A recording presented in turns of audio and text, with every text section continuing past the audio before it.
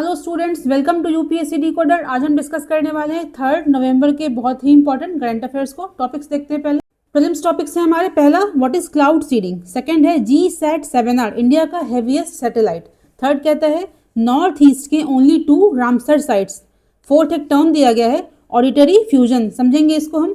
Fifth है pistia स्ट्रेटियोटस, क्या है ये? इन्वेजिव स्पीसीज है। ठीक है, मेंस के टॉपिक्स में देखिए। पहला है नक्सलिज्म इन इंडिया, सेकंड है तालिबान इंडिया का एंगेजमेंट। आपके लिए प्रैक्टिस क्वेश्चन है आज का, इसी से रिलेटेड है कि India is held as land of peace and non violence. क्या मतलब है? भारत को हम जानते हैं शांति का देश है, अहिंसा का देश है, बुद्ध का देश है, गांधी का देश है। Yet India has witnessed violent movements like Naxalism. Discuss. तो इसके रिगार्डिंग हमारा अप्रोच क्या होगा, कैसे इसको आंसर करने की कोशिश करेंगे हम।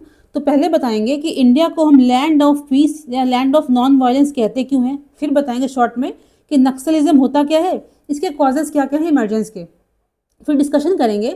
जैसे पहला हो जाएगा कि अगर हम बात करते हैं बुद्धिज्म के पीरियड की, बुद्ध के पीरियड की, गांधी के पीरियड की, उस टाइम पर भी सोशल इनइक्वालिटीज थी, वायलेंस था। तो मतलब कहने का क्या है, आप लिख सकते हो इस तरह से कि violence and non violence, social inequalities and equalities हमेशा से को एग्जिस्टिंग रही है। बट फोकस रहेगा हमारा मेनली, हम किस पे बात करेंगे, तो नक्सलिज्म का जो बर्थ होता है, मतलब इंडिया की आफ्टर इंडिपेंडेंस पॉलिसीज कैसे थी, जिसके कारण की इसका जन्म होता है। सेकंड बताएंगे हम कि हमारी गवर्नमेंट ने अभी तक काम क्या किया है, इसके ऊपर कुछ स्कीम्स का डिस्कशन करेंगे हम। फिर बताएंगे कि हमारा पर्पस सिर्फ लैंड क्लेम करना नहीं है, मतलब जिस जगह पर नक्सलिज्म का प्रभाव है उसको अपने सरकार के अधीन लाना नहीं है। हमारा उद्देश्य क्या होना चाहिए, उन लोगों के मन में ट्रस्ट को बिल्ड करना, एक कॉन्फिडेंस को लाना कि गुड गवर्नेंस हो सकती है।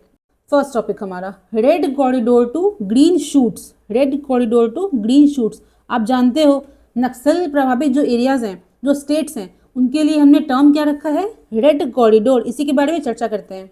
देखिए स्टार्ट कैसे करते हैं, आप भी ऐसे लिख सकते हो एग्जाम में कि इंडिया क्या है, क्रेडल ऑफ 4 मेजर रिलीजन्स, 4 मुख्य धर्मों का ये जन्मभूमि रही है। Hinduism, Buddhism, Jainism, Sikhism. ठीक है, जो कि long stood for peace and compassion. हर धर्म क्या सिखाता है, शांति, दया की भावना। ठीक है, स्टार्ट कर सकते हो इसको ऐसे आप।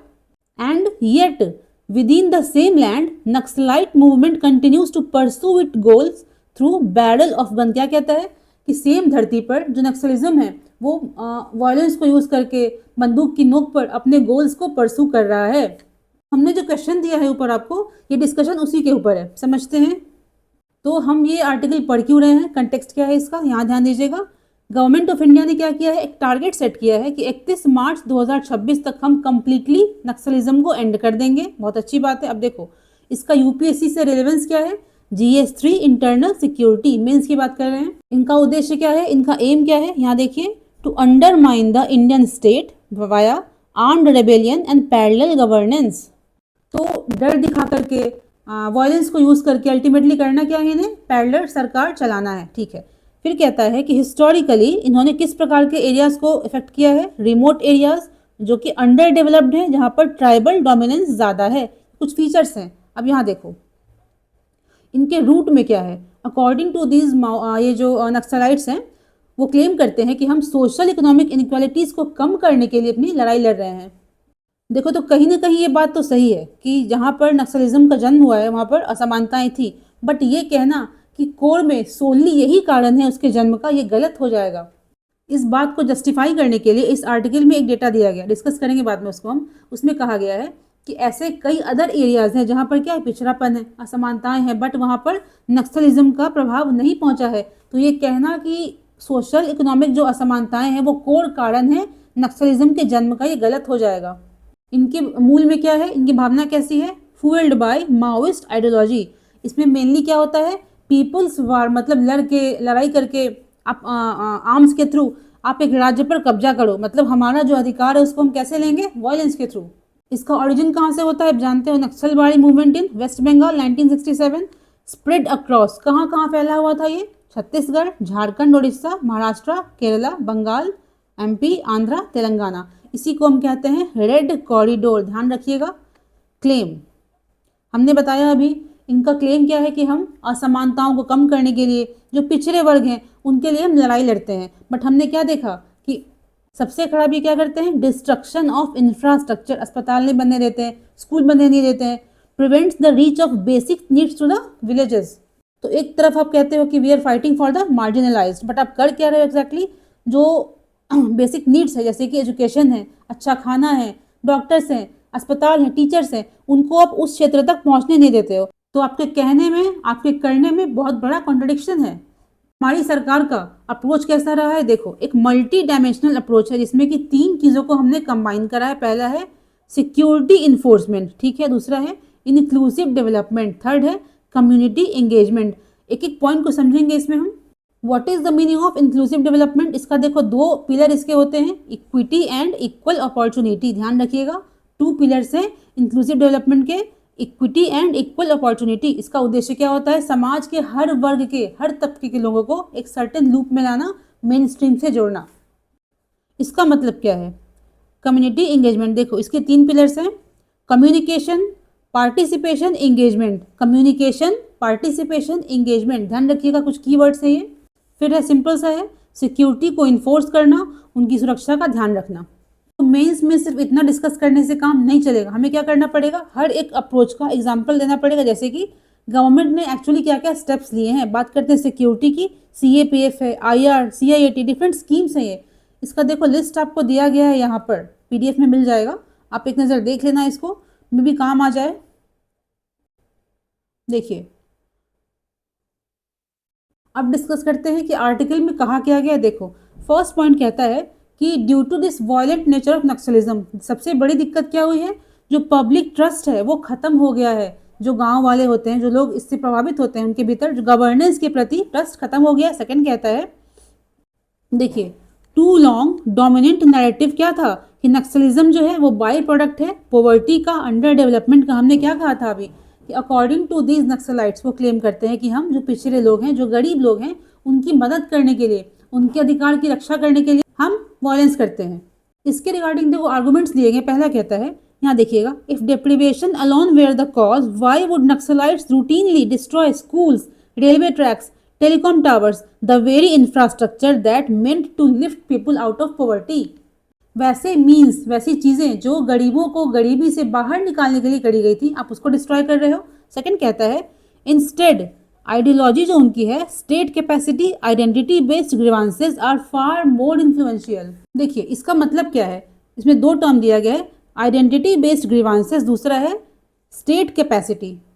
मीनिंग ऑफ स्टेट कैपेसिटी कि वो जानते हैं, नक्सल्स जानते हैं कि जिस जगह पे ऑपरेट वो कर रहे हैं वहां पर क्या है, सरकार की एक्सेसिबिलिटी नहीं है, वहां पर वो अच्छे से काम नहीं कर सकती है। क्यों? जैसे कि फॉरेस्ट वाले एरिया है, पहाड़ी एरिया है। सेकंड है, what is the meaning of this identity based grievances? इसका मतलब है कि उनके अंदर इस बात का देखो नहीं कि हमें आगे बढ़ना है, हमें गरीबी से बाहर निकलना है। उनके अंदर एक क्रोध है। देखो, इसके जड़ में क्या था? पीजेंट्स ने अपना अधिकार मांगा, रिवोल्ट किया, बट धीरे धीरे ये चेंज होता चला गया, एक वॉयलेंट रूप ले लेता है। ठीक है, उस इतिहास में नहीं जाएंगे हम।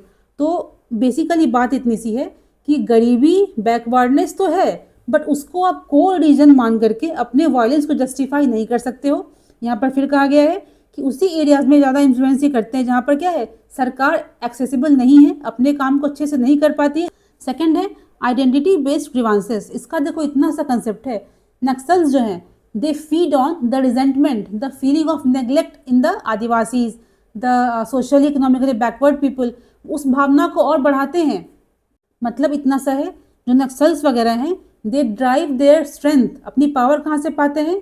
जो ट्राइबल्स हैं, जो गरीब फार्मर्स हैं, उनके मन में जो क्रोध है, जो गुस्सा है, उसको यूज़ करते हैं वो अपने आप को स्ट्रेंथन करने के लिए।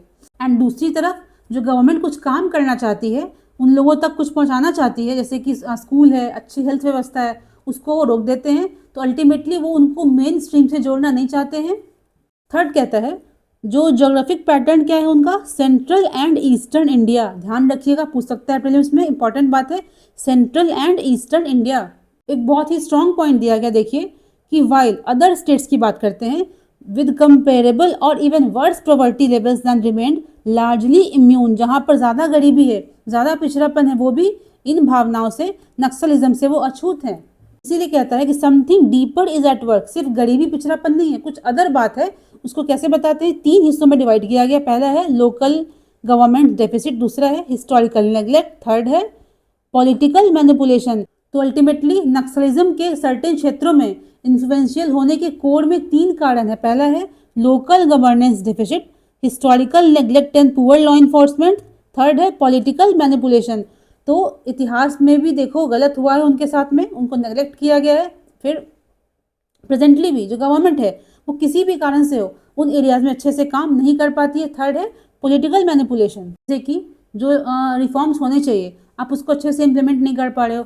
जो वहाँ के लोकल लोग हैं उनका सरकार में रिप्रेजेंटेशन कम है, तो उनको ऐसा लगता है कि अल्टीमेटली जो स्थिति पहले थी वो अभी भी बनी हुई है। अब कंक्लूड करते हैं इसको, ध्यान दीजिएगा यहाँ पर। तो battle against Naxalism therefore is not only about reclaiming land but about reclaiming faith in the rule of law. सबसे मेन इसका दिक्कत क्या है, क्या काम करना है आपको, सिर्फ सफाया नहीं करना है, उसका लैंड क्लेम नहीं करना है, आपको ट्रस्ट को बिल्ड करने की जरूरत है। नेक्स्ट आर्टिकल हमारा है engage with Taliban don't recognise them. ठीक है, हमने 14 अक्टूबर के लेक्चर में एक आर्टिकल डिस्कस किया था, उसमें कहा गया था, उसका टाइटल था realignment of Pakistan Afghanistan relations. उसमें डिस्कस किया था हमने किस प्रकार से जो तालिबान है उसका जन्म होता है, एंड उसके जड़ में ये बात थी कि जो भारत शुरू से तालिबान के अगेंस्ट था, उसकी एक्टिविटीज़ के अगेंस्ट था, वो अभी क्या कर रहा है, तालिबान से अपने इंगेजमेंट्स को बढ़ा रहा है। सेकंड क्या देखा था हमने, जो पाकिस्तान स्टार्टिंग से तालिबान को सपोर्ट करता आया है वो तालिबान के सेकंड टाइम पावर में आने के बाद से उसका एंटी बना हुआ है। एंड रिसेंटली क्या हुआ है, इंडिया ने अनाउंस किया है कि हम टेक्निकल मिशन स्टेटस जो हमारा पहले था regarding Taliban government of Afghanistan, उसको हम अपग्रेड करके क्या कर रहे हैं, एम्बेसी के दर्जे में बदल रहे हैं। तो what is this technical mission, पहले क्या था, देखो 2021 में जब तालिबान सेकेंड टाइम अफगानिस्तान में पावर में आती है तो इंडिया ने क्या किया, अपनी एम्बेसी को क्लोज कर दिया वहां पर, एंड एक टेक्निकल मिशन की स्थापना करी, मतलब limited diplomatic engagement. But after the visit of Muttaqi, कौन है वो, अफगानिस्तान के विदेश मंत्री हैं, इंडिया आए थे वो, उसके बाद हमने उस टेक्निकल मिशन को फिर से अपग्रेड करने की घोषणा करी है एम्बेसी स्टेटस के भीतर। तो इस आर्टिकल में क्या करेंगे, हम उसी टॉपिक पर कुछ एक्सटेंडेड डिस्कशन करेंगे मेंस के रिगार्डिंग। देखो बहुत ही इंपॉर्टेंट पॉइंट्स दिए गए हैं, समझते हैं, स्टार्ट करते हैं। फर्स्ट कहता है पाकिस्तान प्रॉक्सी, यहाँ पर कह रहा है कि जब तालिबान पावर में नहीं था, एक ग्रुप हुआ करता था, वो पाकिस्तान की प्रॉक्सी के रूप में, उसके टूल के रूप में वो यूज होता था, किस लिए, इंडिया के अगेंस्ट हमला करने के लिए। यहाँ कहता है आफ्टर बिकमिंग द पावर, जब वो सरकार बन जाते हैं, स्टेट पावर में आ जाते हैं, उसके बाद वो इक्वल ट्रीट करते हैं अपने आप को पाकिस्तान से कि हम तुम्हारे टूल नहीं है, हमारी पॉलिसीज इंडिपेंडेंट होंगी, सब कुछ अपने तरीके से हम करेंगे। इसी के कारण एक कह सकते हैं क्लैश उत्पन्न होता है।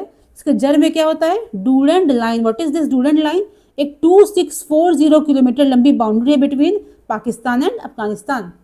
करेंटली क्या है, देखिए तालिबान ने कहा है कि हम अपनी धरती को, अपने ग्राउंड को इंडिया के अगेंस्ट यूज होने नहीं देंगे, एंड दोनों कंट्रीज इंडिया एंड अफगानिस्तान अपने रिश्तों को मजबूत करने के लिए इंटरेस्टेड है। यहाँ देखिए एक डिस्कशन किया गया है कि जब 21 में सेकेंड टाइम तालिबान पावर में आता है तो इंडिया को डर था कि prospect of losing the influence in that area. ठीक है, क्यों, because India was anti Taliban. Okay, तो दो ही ऑप्शंस थे उसके पास, या तो आप इंगेज रहो तालिबान से, सेकंड क्या है, अपने आप को दूर कर लो उससे। बट उस टाइम पे हमने क्या किया, टेक्निकल मिशन बनाया, मतलब लिमिटेड डिप्लोमेटिक एंगेजमेंट। इसमें करते क्या थे हम, जो एड्स देना होता है, मतलब फूड हो गया, रिलीफ फंड हो गया, उसको देते थे हम। तो इसमें बताता है कि आखिरकार जब भारत एंटी तालिबान था तो आफ्टर 2021 इंडिया ने एक लिमिटेड एंगेजमेंट भी क्यों रखी, टेक्निकल मिशन भी क्यों रखा। इसके 3 कारण है। पहला है कि इंडिया ने अच्छा खासा इन्वेस्ट कर रखा है वहाँ पर। दूसरा है कि इंडिया को डर था कि अफगानिस्तान को एंटी इंडिया पर्पस के लिए फिर से यूज ना किया जाए डिफरेंट कंट्रीज द्वारा।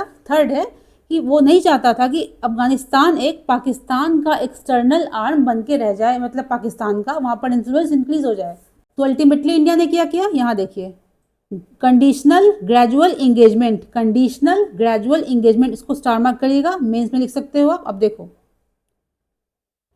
2 पॉइंट्स डिस्कस किए गए हैं जो कि इंडिया के इस एंगेजमेंट को फास्टन करता है। हमने क्या डिसाइड किया था कि हम धीरे धीरे रिश्तों को आगे बढ़ाएंगे, बट अभी क्या हुआ है, इसको हमने तेज कर दिया है, फास्टन कर दिया है। तो कुछ पॉइंट्स दिए गए यहाँ पर, कहता है facts that India can not ignore. पहला है पाकिस्तान एंड तालिबान के रिश्ते में काफ़ी गिरावट आई है, इसको लेवरेज के रूप में यूज़ कर सकते हैं। सेकंड कहता है आप कितना भी देखो नकार लो, बट अभी प्रेजेंटली कोई दूसरी रीजनल पावर नहीं है जो तालिबान को वहाँ पर चैलेंज कर सके। अगर हमें डील करना है अफगानिस्तान में, हमें तालिबान से ही कंटैक्ट करना पड़ेगा। देखो नाम दिया गया यहाँ पर खोरासन, ध्यान देना, इस्लामिक स्टेट खोरासन।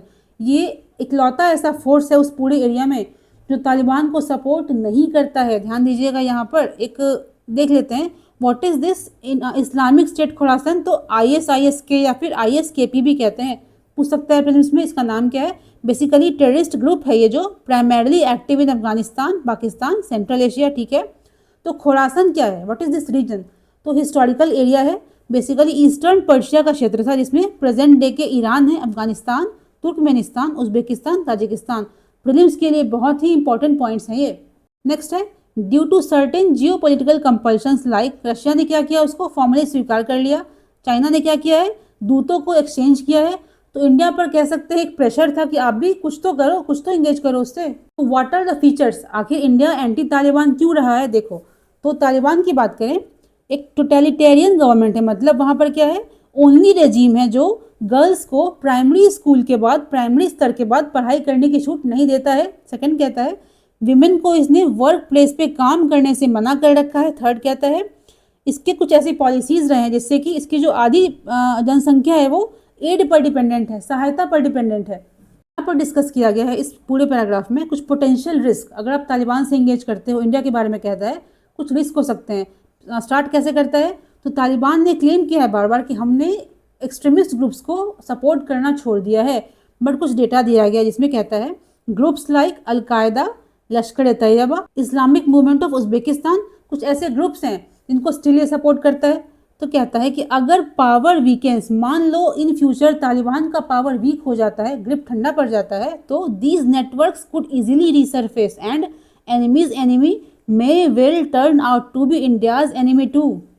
तो इन फ्यूचर अगर तालिबान का पावर कम हो जाता है, अभी क्या है पाकिस्तान के खिलाफ वो काम करता है, तो इंडिया को लगता है कि इसको लेवरेज कर सकते हैं, बट इन फ्यूचर मान लो तालिबान कभी कमज़ोर पड़ गया तो दोहरा नुकसान होगा इंडिया को। पहला क्या है, जो एक्सट्रीमिस्ट नेटवर्क्स हैं, ग्रुप्स हैं जो अंडर तालिबान काम करते हैं, वो इंडिया के खिलाफ अभी कुछ भी नहीं कर रहे हैं। क्यों? क्योंकि तालिबान ने हमें एश्योर किया है कि हम इंडिया के अगेंस्ट अपनी धरती को, अपने फंड्स को यूज होने नहीं देंगे, ठीक है। बट अगर तालिबान कमज़ोर पड़ जाता है फ्यूचर में, तो ये ग्रुप्स फिर से रिसर्फेस करेंगे, फिर से हमें दिक्कत देंगे। सेकंड कहता है कि बॉर्डर पर फिर से इनसिक्योरिटीज आ सकती हैं। अल्टीमेटली देखो यहाँ पर कंक्लूड किया गया है दो बातों से।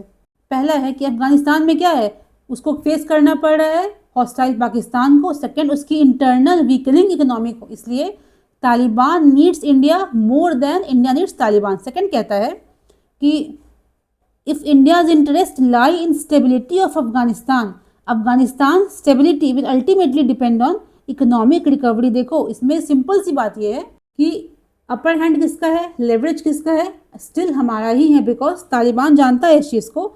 उसको स्टेबल रहना है, अगर सबसे पहले क्या करना होगा, इंटरनल जो वीकनेसेस हैं, इकोनॉमिक इंस्टेबिलिटी है, उसको चेक करना होगा। इसके लिए सबसे बड़ा फ्रेंड क्या हो सकता है, इंडिया। देखिए क्लाउड सीडिंग को हमने कई बार डिस्कस किया है, इसके बेसिक्स क्या होते हैं। इस आर्टिकल में हम इंपॉर्टेंट प्रीलिम्स के फैक्ट्स को देखेंगे जो इससे पहले कभी चर्चा में नहीं आए हैं। पहला कहता है आर्टिफिशियल रेन जो कराते हैं हम क्लाउड सीडिंग के द्वारा डज नॉट रिड्यूस टेम्परेचर, वो वातावरण में ठंडक नहीं लाता है। बहुत ही इंपॉर्टेंट पॉइंट है। क्यों? सिंपल सा कारण है, बिकॉज ये एटमोस्फेरिक ओशनिक पैटर्न को नहीं बदलता है, ये आर्टिफिशियली बस रेन कराता है। सेकंड कहता है अगर हम बात करें लाइट रेन की, हल्की बारिश अगर होती है वो भी कूलर कंडीशंस में, अगर अर्ली मॉर्निंग की बात करें, टेम्परेचर कम है तब की बात करें, तो वो पॉल्यूशन को उल्टा इंक्रीज कर देता है। एक टर्म दिया गया है सेकेंडरी एरोसोल फॉर्मेशन।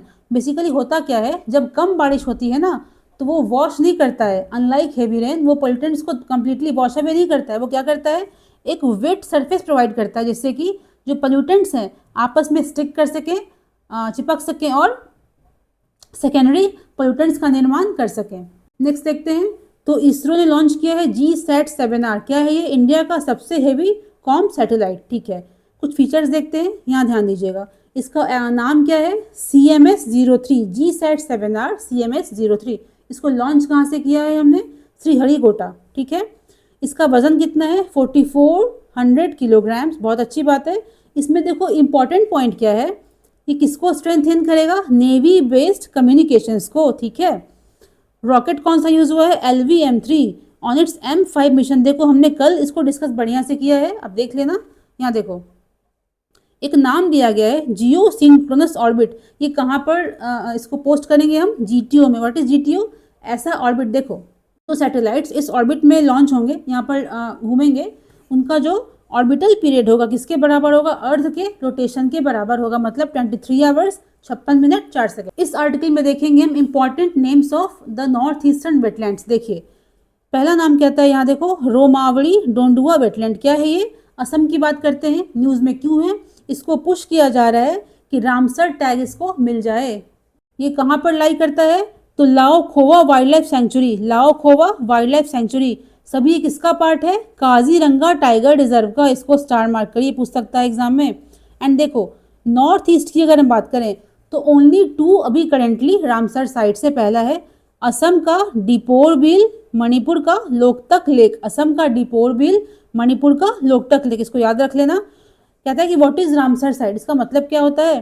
तो वेटलैंड ऐसे जिनको कि इंटरनेशनल इंपॉर्टेंट का दर्जा दिया गया है। एंड कन्वेंशन ये साइन कब हुआ था? 1971 में। एक और नाम दिया गया, यहाँ देखिएगा, ओरांग नेशनल पार्क। कहाँ पर है? असम की बात हो रही है। ओरांग नेशनल पार्क कहाँ है? असम में। यहाँ देखिए कुछ स्पीशीज के नाम दिए गए हैं, थ्रेटेंड स्पीशीज हैं। नॉबिल डक, ब्लैक नेक स्टॉर्क, आप देख लेना इनको। एंड यस यहाँ पे देखो, बताना है आपको कमेंट सेक्शन में कि बील का मतलब क्या होता है। यहाँ पर देखा ना हमने, डिपोर बील है, यहाँ देखो रोमवाड़ी बील है।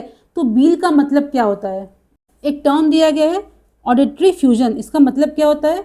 तो ब्रेन की वो क्षमता, उसकी वो कैपेसिटी कि 2 साउंड्स को वो एक साउंड के रूप में ट्रीट करे। देखिए क्या कहता है, when 2 sounds arrive so close together in time that ear and brain treat them as single event। इसको क्या बोलते हैं हम? Auditory fusion. एक टर्म कहता है यहाँ पर, उसी में है मास्किंग। ऑडिटरी मास्किंग का मतलब होता है when one sound hides another sound। तो डिफरेंस क्या है फ्यूजन में मास्किंग में? तो fusion basically decision by the brain to fuse separate arrivals into one. Masking क्या होता है? किसी स्ट्रॉन्गर साउंड ने वीकर साउंड को साइड कर दिया, हाइड कर दिया, ठीक है। बट फ्यूजन क्या है? ब्रेन का डिसीजन, वो ब्रेन चाहता है, उस तरह वो काम करता है कि 2 साउंड्स को वो एक साउंड के रूप में ट्रीट करे। नेक्स्ट कहता है Russia's new nuclear submarine with doomsday missile unveiled. हमने डिस्कस किया था इसको 3 डेज पहले भी। एक पोसाइडन ड्रोन है, एक सबमरीन ड्रोन है। देखिए न्यूक्लियर सबमरीन ड्रोन है ये, armed with Poseidon nuclear drone, ठीक है। इसको डूम्सडे मिसाइल भी कहते हैं एंड खावरोस भी कहते हैं, खावरोस भी कहते हैं। सबसे बड़ी दिक्कत क्या है इसके साथ में? जो प्रेजेंट सिस्टम हमारे पास है regarding interception of drones vessels, उससे ये बच निकलता है। स्टेल्थ मोड का ये ड्रोन है, ध्यान रखिएगा। क्या नाम है इसका? Doomsday missile, Poseidon nuclear drone या फिर खावरोस। एक नाम दिया गया है पिस्टिया स्ट्रैटियोट्स। देखिए पिस्टिया स्ट्रैटियोट्स क्या है ये? एक वाटर लेटस है, इन्वेजिव प्लांट स्पीशीज है। पूछ सकता है एग्जाम में, नाम दे देगा कि क्या है ये, ठीक है। यहाँ पर कहता है कहाँ पे मिलता है ये? तो El Cerron Grande reservoir. El Cerron Grande reservoir कहाँ है? अल साल्वाडोर में, सेंट्रल अमेरिकन कंट्री है, on the coast of Pacific Ocean. तो that's all for today, thank you.